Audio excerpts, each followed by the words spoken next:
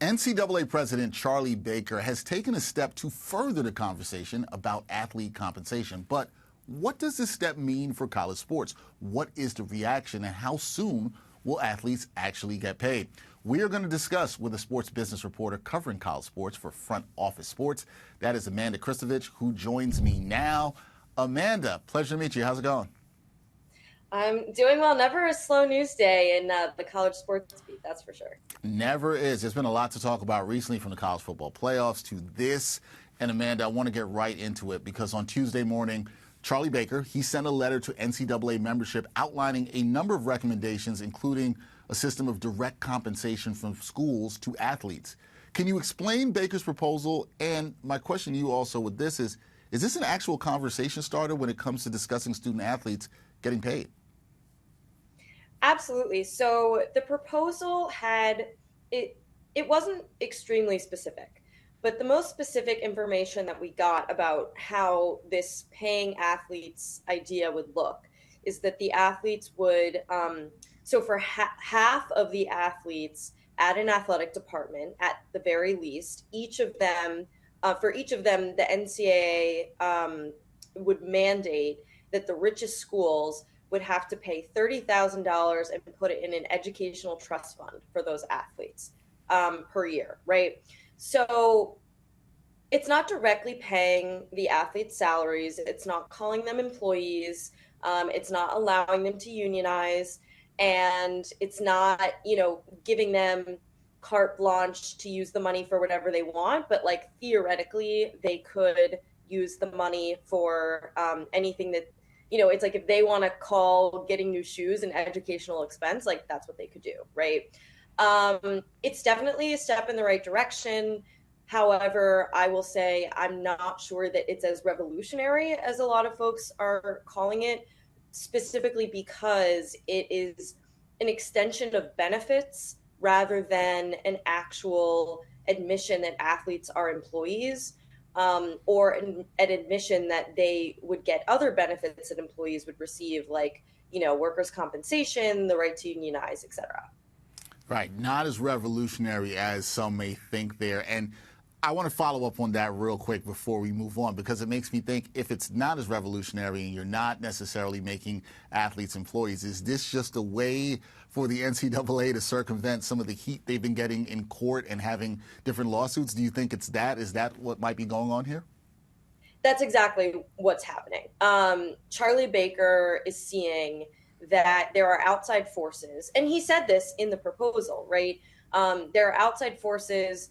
There are several federal lawsuits, a couple cases at the National Labor Relations Board, and even, folks in Congress. An old bill was reintroduced yesterday that would call athletes employees, right?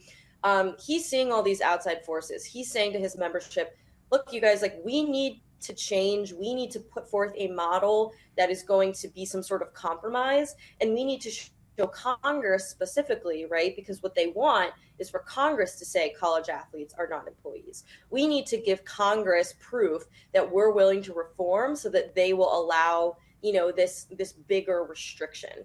So that's exactly what's going on here. It's less about reform and more about preserving amateurism writ large. Preserving amateurism. Sounds to me like the NCAA just might be being the NCAA here that we've always seen. So on that note, Amanda, there's always been a variety of different feelings across the spectrum in terms of schools paying athletes. But from what you've seen and people that you've spoken to, what has been the reaction to Baker's proposal? The reaction has been mixed. A lot of folks were very excited. It's funny, like a few hours after the NCAA put out this proposal, I got another email from them that was like a bunch of quotes from folks that work in college athletics, big media members, et cetera, who were praising the proposal, right? But there were also folks who were saying, hey, that thought it was even going too far. They were upset about an NIL component of it. They were concerned about, the economics of how are the athletic departments going to pay for this. And I also thought it was instructive that SEC Commissioner Greg Sankey came out publicly saying, essentially that he was upset that he didn't get notified in advance that this proposal was going to be sent out to the Division I membership. So that was interesting because he's definitely the most powerful person in college sports. Yeah, that was an interesting reaction there, and I had seen that one too. You mentioned the NIL part of it, and that'll take me to my next question here, because considering this step that's been taken by Baker to put out this proposal, does this proposal put everyone on notice that the current NIL model may not be sustainable? And do you think it's possible we could see student athletes getting paid directly from their school sooner rather than later? Or you made the point that it's not that revolutionary, so is this going to take a lot more longer than some of us may think? Yeah, I definitely think that this, even if this proposal passes, it's going to take a while. I mean, there's like Charlie Baker has said, "Hey, I want everyone in the membership to come and give their opinions on this, like sort of like a public comment period." There's no timeline for when it would be voted on or implemented. I would say that as far as athletes getting paid, it's probably more likely that the National Labor Relations Board or some other court is going to make this decision for the NCAA in the next year or two. Even if the NCAA does pass this proposal, it may not matter if the federal courts make their own decisions, right?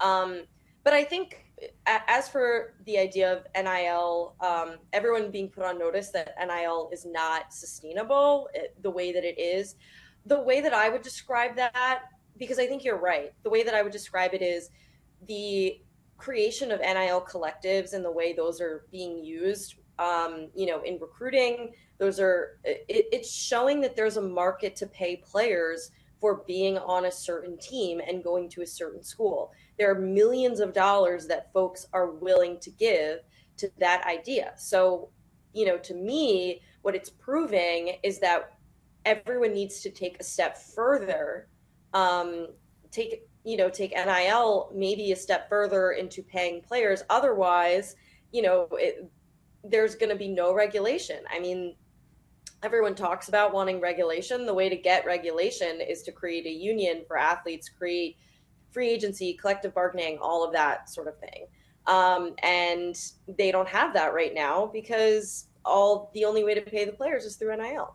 Yeah, and with NIL, like that, I'm not saying this in a bad way. It's just been very open. It's been the wild, wild west, if you want to say, with that, and that's what it's been. And it'll be interesting to see going forward if athletes are paid, if they're actually finally treated and recognized as employees. We will see. Mm-hmm. But you know who's going to be on top of it? That'll be Amanda Christovich with Front Office Sports. She does such a great job covering the NCAA. Amanda, I appreciate this conversation. Thank you for your time. We will definitely do it again. Yeah, thanks for having me.